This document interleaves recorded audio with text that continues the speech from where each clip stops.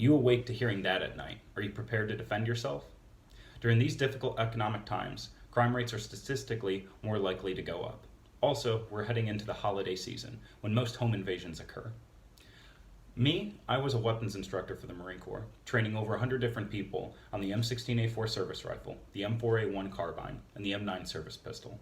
Today, I want to talk about the different styles and types of firearms and how they can be used for self-defense and things you should be looking for a first-time gun owner.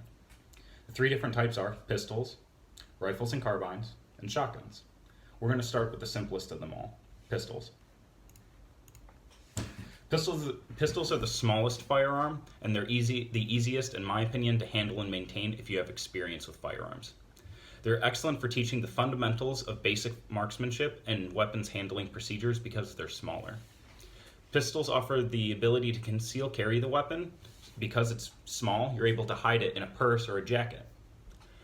Since pistols are smaller, adjusting for their weight, recoil, and accuracy during shooting are all easier for first-time shooters if they are not timid with a weapon. Pistols offer the highest ceiling for potential use of the weapon. You can see people shooting 50 yards to 100 yards accurately if they're really good, but they also have the lowest floor. You've also seen people who can't hit something 6 feet away from them. So they have the highest skill cap where, wow, I can really employ this weapon and use it at a range and defend myself.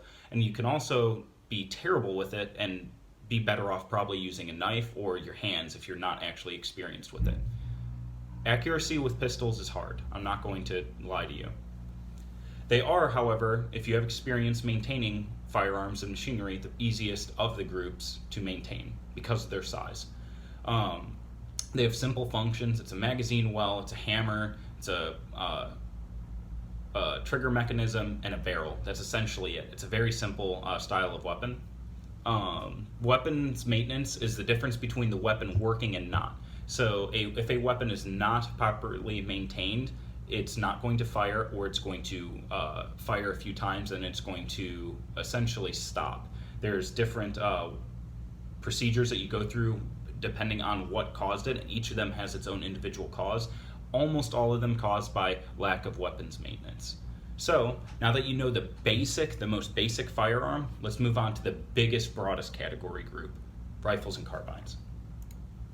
Rifles and carbines offer the most diversity out of any of the groups and choices, and they're actually able to be pretty much customized to exactly what the purchaser and the user wants. They're the easiest to build proficiency with, in my opinion, if someone has absolutely no skill, because it's almost like playing a video game or like a point and click on a computer. Essentially, you look through the rear sight down the length of the weapon with one eye, down the length of the weapon to the front sight, and essentially, as long as you're shooting at a shorter distance, the bullet is going to go exactly where you want it to go.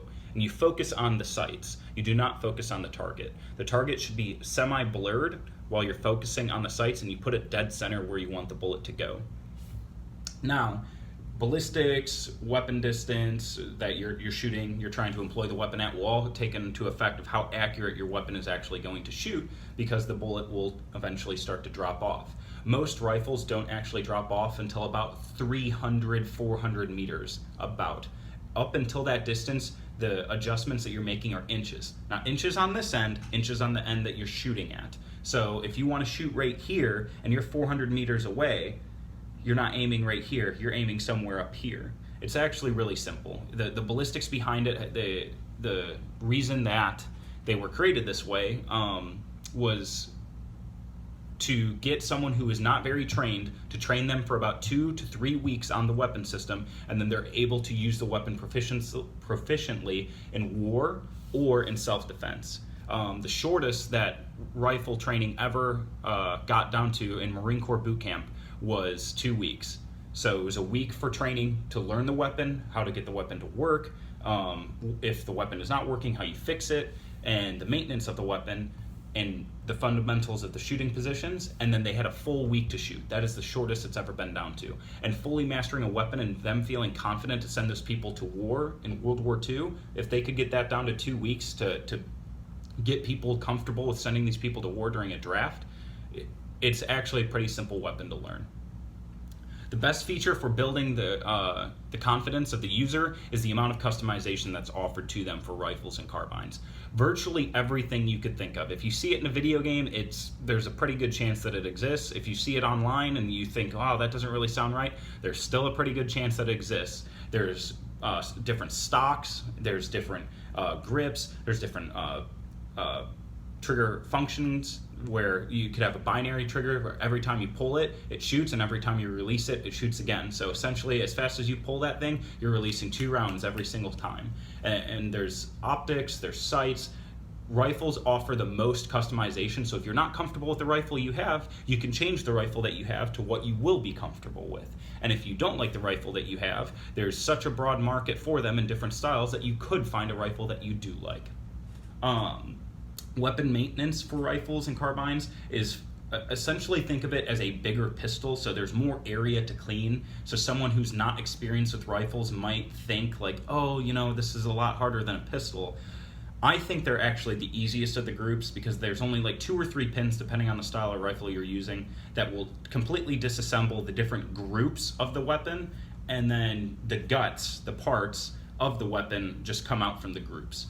And there might be more area to clean, but there's less small parts, and there's a lot easier to get in there because it's such more expanded.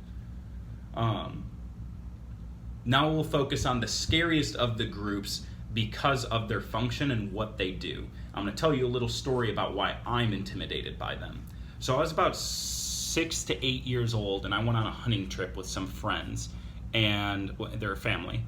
And we had a shotgun leaned up against a tree, and one of their dogs knocked the shotgun over. And this is at like 3 o'clock in the morning. Well, it caused the shotgun to discharge. Since it was loaded, you don't know if there's going to be a bear, a wolf, a coyote, or whatever. You have a loaded firearm in self-defense when you're out there at night. And he knocked the shotgun over, and it discharged the shotgun. And that is probably one of the scariest things you can wake up to at 3 o'clock in the morning, because as most people know, if they've shot a shotgun or been around firearms at all, 1, going off, 1, unexpected, and 2, without any ear protection is almost deafening, almost immediately. You're definitely going to have ringing in the ears as long as you're within earshot of it. So for me, that causes me to have a timidness around shotguns.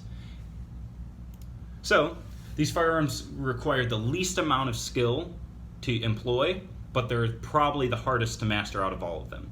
And what I mean by that is you point the gun where you want it to essentially destroy, and it will destroy it as long as the ammunition you're using is effective at the range that you're shooting.